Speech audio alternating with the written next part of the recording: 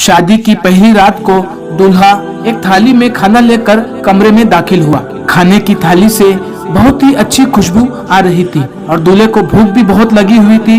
इसीलिए वो कमरे में दाखिल होते ही उसने फौरन बीवी से कहा कि चलो अब काफी तेज से भूख लगी है, पहले हम खाना खा लेते हैं। जी हाँ, मुझे भी बहुत जोर से भूख लगी है, हम पहले खाना खा लेते हैं। बीवी कहने लगी, लेकिन आपकी वालिदा ने भी खाना नहीं खाया है, तो आप उन्हें भी बुला लो, हम साथ मिलकर खाना खा लेते हैं। इस पर शौहर ने कहा कि माँ खाना खा लिया होगा या वो बाद में खा लेंगी, चलो हम साथ खा लेते हैं। तो इस पर बीवी ने कहा कि नहीं, माँ भी सुबह से काम में लगी हुई थी, मेहमानों की देखभाल कर रही थी, इसीलिए वो भी बहुत भूखी होंगी, क्यों ना हम तीनों साथ में खा लेते हैं, फिर माँ चले जाएंगी। तो इस पर शौहर ने फिर नजरअंदाज किया।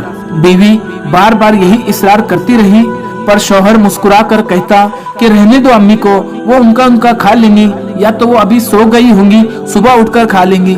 इसी तरह की बातें करके शौहर नजरअंदाज कर देता। जब बीवी ने शौहर का ये रवैया देखा तो उसे बड़ा बुरा लगा और उसने उसी वक्त अपने शौहर से तलाक का मुतालबा कर दिया। शौहर ये बात सुनकर चौंक गया, बीवी ने ये कैसा अल्फाज इस्तेमाल कर लिया। पर बीवी ने कहा कि नहीं, मुझे इसी वक्त तलाक चाहिए, और बीवी जिद पर अड़ी रही। शौहर के पैरों तले जमीन खिसक गई कि आखिर इतनी सी बात पर ये क्या माजरा हो गया। पर बीवी की जिद पर शौहर को तलाक देनी पड़ी और दोनों अलग अलग हो गए।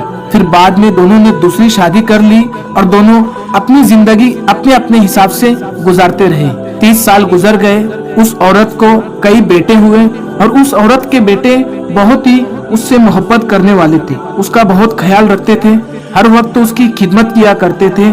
और उस औरत के बेटों ने माँ को हज कराने का फैसला भी किया और बेटे और माँ साथ मिलकर हज के सफर पर निकल पड़े। दौरान सफर बेटे उस माँ के साथ किसी मलका की तरह पेश आ रहे थे।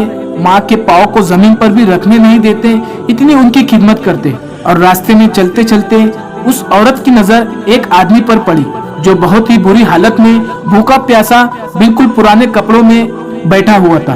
उस औरत ने अपने बेटों से कहा कि बेटो जाओ देखो ये मुसाफिर कौन है और उन्हें जाकर खाना दो, उनकी देखभाल करो, उन्हें पानी पिलाओ और उनके साथ हमदर्दी से पेश आओ। माँ ने जैसा कहा बेटों ने जाकर वैसा ही किया और जैसे ही वो औरत उस मुसाफिर के करीब पहुंची तो उसने उन्हें देखकर पहचान लिया, ये वही मर्द है जिसे मैंने पहले ही रात तलाक मांगा था। वो औरत उस मुसाफिर से कहने लगी कि ये क्या हो गया तुम्हारे साथ, वक्त ने तुम्हारे साथ क्या किया जो तुम आज इस हालत में है।